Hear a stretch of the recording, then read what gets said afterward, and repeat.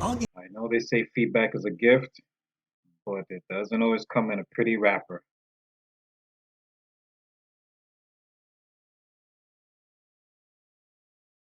All right. All right. So I know everyone's heard the term that feedback is a gift, or, you know, I criticize you because I love you, something like that.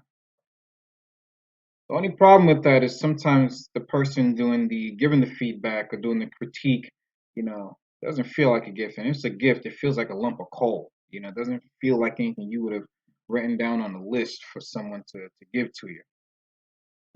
So the challenge is, how do you accept feedback when it's challenging? Now, ideally, you're not going to have anyone yelling at you like Gordon Ramsay or Simon Cowell. No one's going to say you suck.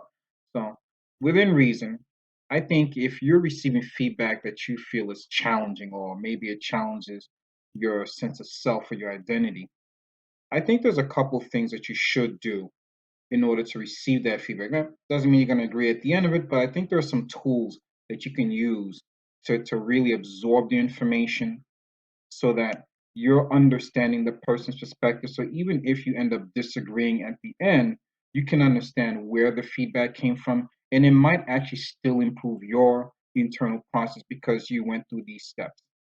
First thing is to just be still.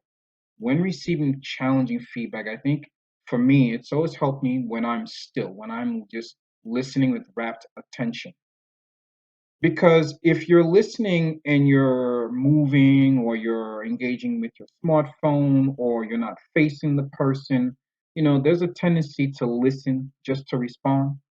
And when you do that, you can miss out on golden nuggets. You may just listen to everything and it may just come across as trigger after trigger after trigger. And that's not a really good way to move forward, especially if someone did take a time out to give you what they believe is constructive feedback. As long as it's coming from a good place, I think you should just be still and listen. Second, ask for points of clarification. So if someone is telling you about something, let's say you're dealing with an employer or a manager or something like that, or you're dealing with your spouse even, and your spouse says something and you feel a little bit triggered by it. You sat there, you've listened, ask for clarification because, I've heard the saying that it's not what you said, it's how it came across.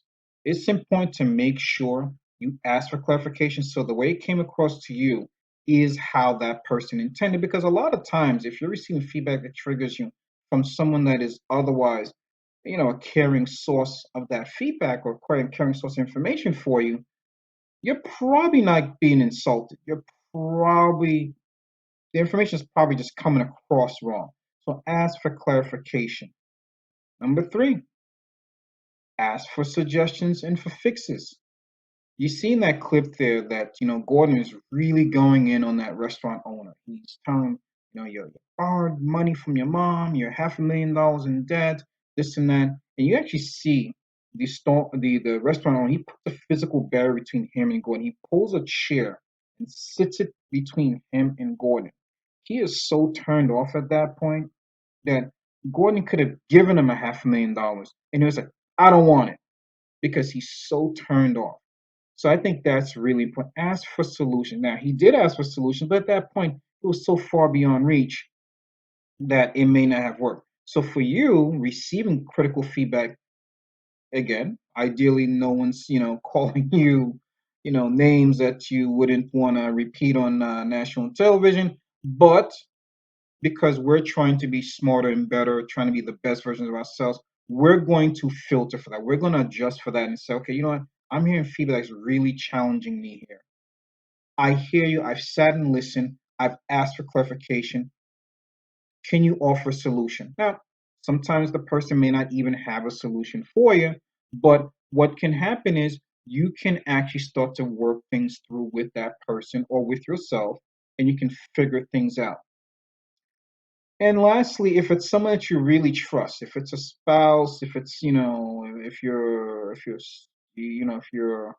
a young person receiving critical feedback from your parents, I think it's important to say, okay, cool. As long as that person's not badgering you, Work out a plan. So, okay, you know what? Tell them what you're going to do. Tell them what you intend to do. If they don't have a plan, tell them what you think. It's important to be fluid because if that person doesn't have a solution and you don't have a solution, well, you might as well just call each other names and nothing gets done. But I think if you do those four things, most normal, challenging situations, you can probably get through them. Again, there are going to be some extreme cases, I know. There's going to be toxic relationships. You have to, account for that. But in most cases, I think if you're able to be still long enough to listen, you ask for points of clarification, you ask for a solution set, and then you work out a plan of attack. These things don't have to drag on for 2 hours. You don't want to be that couple that has 6 hour long conversations about throwing out the trash where it becomes a broad, wide ranging topic. If you're receiving feedback, it's important to not deflect. That's why listening and being still is so important because people have a tendency when you challenge them to deflect. Sometimes it's what about youism. It's about well, I mean, I'm not the only one. Great. But when you get into that, you've shut down the debate. You can use keywords that really make it hard for that feedback to land. So hey, only two things are going to happen, three things maybe. You receive the feedback, you agree with it, you acknowledge something maybe you didn't even realize, and you become better. You receive the feedback, you disagree, but you understand where the person's coming from, you're thankful, and you can build on that for a later discussion about something else down the line. Or, you can just realize that, you know what, I had blinders, I had blind spots, and now I don't. So that's my take on that. I actually personally like receiving feedback. Special thanks to Jim here on YouTube. He reached out to me, gave me some really good critical feedback on a video that I did, and I really, really did appreciate. So Jim, thank you very much. I appreciate that, and that's all it is. Just accept it and move forward. All right.